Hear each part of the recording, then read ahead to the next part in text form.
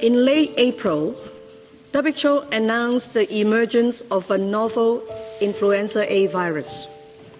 This particular H1N1 strain has not circulated previously in humans. On the basis of available evidence and these expert assessments of the evidence, the scientific criteria for an influenza pandemic have been met. For weeks, it seemed the number of people with swine flu was only slowly creeping up. But in the past 7 days, the rate of new cases has risen significantly. Now there are new predictions for the months ahead, and the figures are dramatic.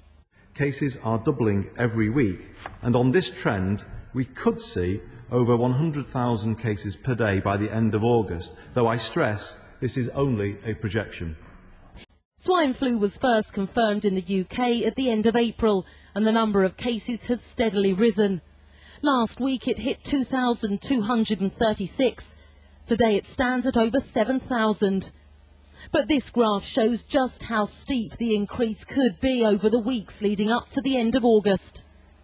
The antiviral drug Tamiflu will continue to be given to patients, but hopes lie with a new vaccine. Enough doses have been ordered for the entire population. Is it all about cash? This virus that is flooding through the world needs to be stopped. Step in, pharmaceutical companies. Once again, as pharmaceutical companies are being accused of hyping up a false pandemic. The Council of Europe is putting the virus on its winter agenda, which is now underway. The COE's head of health also claims the World Health Organization colluded with major drug companies and changed the definition of pandemic. Dr. Wolfgang Wodarg says it ensured maximum profits, but no risks for the firms. Now countries like Britain, France, and Germany have stockpiles of vaccines lying unused as infections spread far less than the panic surrounding it. Moving on, there's growing global anger against the World Health Organization for reportedly making H1N1 pandemic bigger than it really was. A key accusation is that it was pushed to do so by big pharmaceutical companies who wanted to make big money by fueling fear. Here in India too, public health experts say this isn't the first time WHO has pushed for programs, even though they're not needed in the country. The World Health Organization says the spread of the H1N1 virus has become a global pandemic and is now unstoppable. Scary stuff, but there's little evidence of it on the streets as life seemingly goes on as normal. Is the threat as serious as it sounds, or has it been exaggerated by the media and pharmaceutical companies? Are we ready? If you've been diagnosed with probable or presumed 2009 H1N1 or swine flu in recent months, you may be surprised to know this. The odds are you didn't have H1N1 flu. In fact, you probably didn't have flu at all. That's according to state-by-state test results obtained in our 3-month-long CBS News investigation. In short, only a small fraction of cases that doctors flagged as most likely to be swine flu actually tested positive for swine flu at state labs. The vast majority of the cases were negative. And now let's hear from Dr. Wolfgang Wodarg, who's in Strasbourg. Hello, Dr. Wodarg. What's your evidence that drug firms created a false alarm over swine flu? The WHO has installed a private-public partnership with the pharmaceutical companies some 8 years ago. They started, and it seems that the pharmaceutical industry is has very successfully influenced the work because they made a lot of profit with 2 false alarms of the WHO. First, it was the birds flu alarm, which never happened. Birds flu did not exist as a disease spread from one human being to the other. And the second now was the swine flu alarm, which was just a normal flu as we experience every year, even milder than most of the years. And nevertheless, they succeeded to make such a big marketing out of it, using scientifics who were at their hand and using our governments, impressing them that they made contracts with marketing commitments which cost us billions worldwide. Okay, now you implicate the World Health Organization in this, but even though swine flu hasn't spread as much as it was touted, it still fits the definition of pandemic. Is the WHO so wrong in this stance? Yes, the WHO had a definition of a pandemic, and a pandemic is something very special, which is big morbidity and a high mortality. And this was in the definition before in 2004, 2005. You can read it in the WHO websites and in the papers.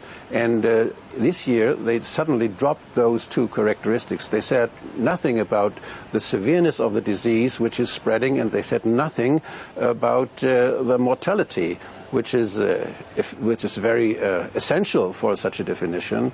And as the WHO was at the trigger to give the alarm for all which was prepared before, the WHO is the institution which has the biggest responsibility in this case. I think we have to see that the WHO is transparently working, and that the interest between the public interest on one side and the economic interest are that they are separated. And we have to make recommendations. Our governments have to go to WHO and have to be in the World Health Assembly. They have to tell WHO how to work better and with higher quality in future. Okay, one last question, Dr. Vadarg. What's the Council of Europe going to do to get answers from drugs firms on this? We try to investigate how this happened, how this false alarm happened twice. And we try to investigate and to find out what structures we need that we can start to rely on our institutions. It's not only the WHO, it's also the national institutions. Many of us, in many states, there were national institutions that just followed what WHO said.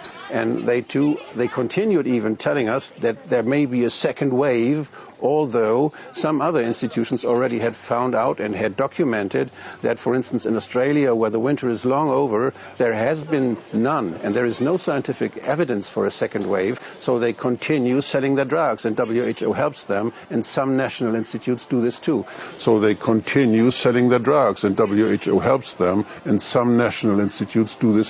And it is irresponsible, it's unresponsible, because people are vaccinated needlessly.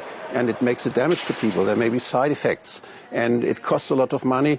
But I think the side effects and the giving children to vaccination, which is not necessary, when it's even not proved that the vaccinations of children help something, and the vaccines are not tested with children. So there's so many things happening, and WHO is just covering all this and saying this is a good thing. It's incredible what's happening. Fear. Here in India too, public health experts say this isn't the first time WHO has pushed for programs, even though they're not needed in the country. French pharmaceutical expert Dr. Marc Girard believes that the H1N1 pandemic flu was far from being the worst pandemic in recent history. Many like him had warned last summer that the novel flu was not as virulent as the WHO was claiming, and that the swine flu vaccine was developed in a hurry and has serious side effects. Ça fait peur sur un plan économique, mais ça fait peur sur un plan sanitaire, parce que la plupart de ces vaccins ont une toxicité qui est très importante. Et finalement, ce qu'on appelle l'OMS sont des sous-groupes d'experts, qui sont des experts, des sous-groupes qui sont créés généralement par l'industrie pharmaceutique, financés par l'industrie pharmaceutique. What we found was by the third week in July, the CDC advised states to stop testing for individual cases of H1N1 flu,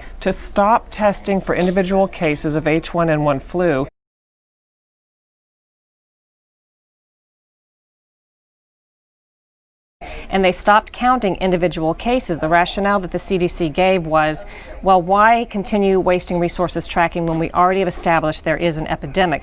But there's some disagreement on the strategy as to whether or not these individual cases should be tracked. In the meantime, we contacted all 50 states directly. I just want to give you a couple of samples of what we found.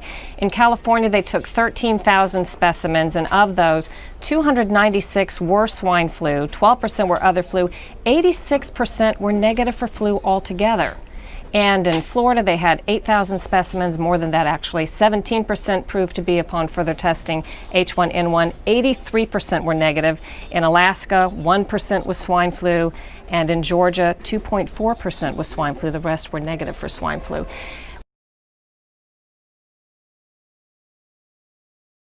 We wanted to hear from CDC when we found that these figures, the high negative rate among those cases considered to be most likely to be swine flu. And they wouldn't answer Freedom of Information requests that we filed. They wouldn't answer questions that we posed to them. And we approached Dr. Frieden, who heads CDC, at an unrelated news conference to confront him about this lack of information.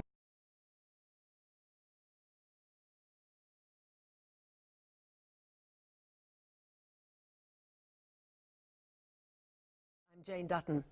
The spread of swine flu is unstoppable. That is now the latest warning from the World Health Organization and comes after the WHO raised the pandemic alert from 5 to 6 just last month. Governments across the world have been stepping up precautions against its spread since the first confirmed case in Mexico in late April. About the same time, the US and Canada confirmed their first cases. Within a week, Spain said it had its first swine flu case in Europe. And Israel confirmed the first case in the Middle East. In less than a month's time, like wildfire, the virus spread across the world. The latest WHO report confirms nearly 90,000 cases in 125 countries, with 382 dead.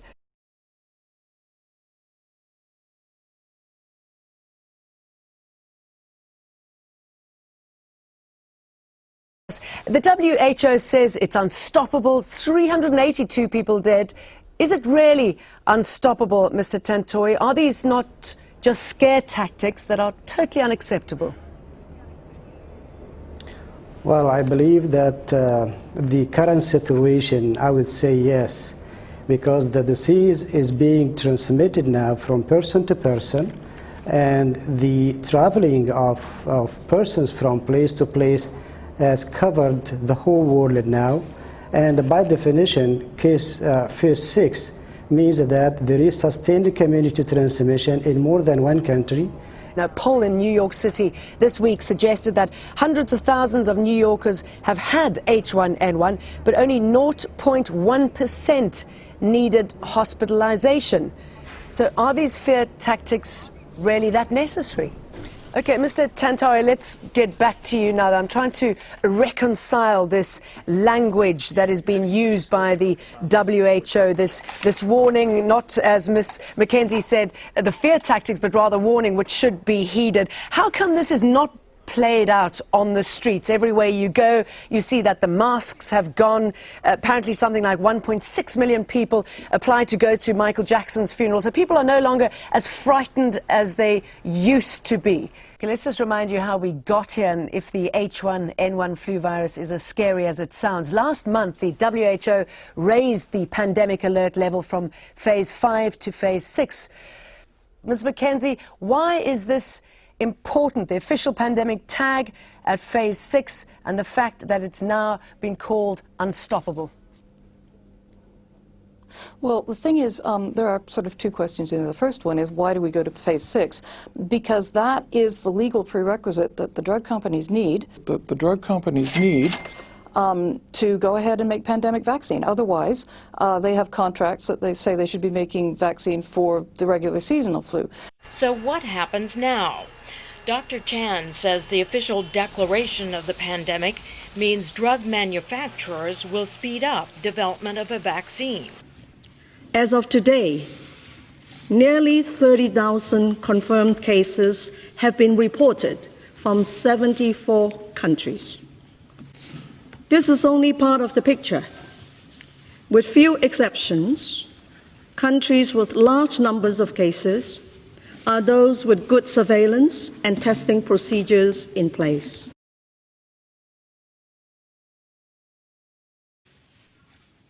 I have therefore decided to raise the level of influenza pandemic alert from phase 5 to phase 6. The world is now at the start of the 2009 influenza pandemic. The virus raised the rules, and this one, like all influenza viruses, can change the rules without rhyme or reason at any time. We know that the novel H1N1 virus preferentially infects younger people. In nearly all areas with large and sustained outbreaks, the majority of cases have occurred in people under the age of 25 years.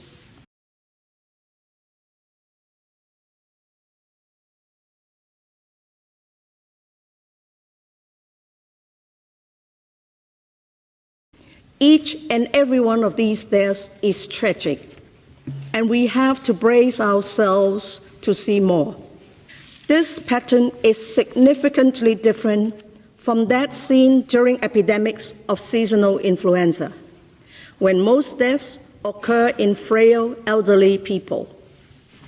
WHO has been in close dialogue with influenza vaccine manufacturers, and that full capacity will be available to ensure the largest possible supply of pandemic vaccine in the months to come. WHO continues to recommend no restrictions on travel and no border closures.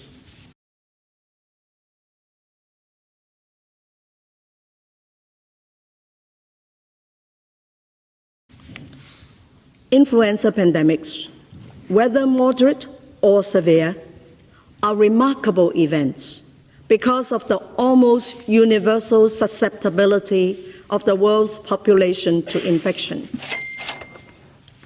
We are all in this together.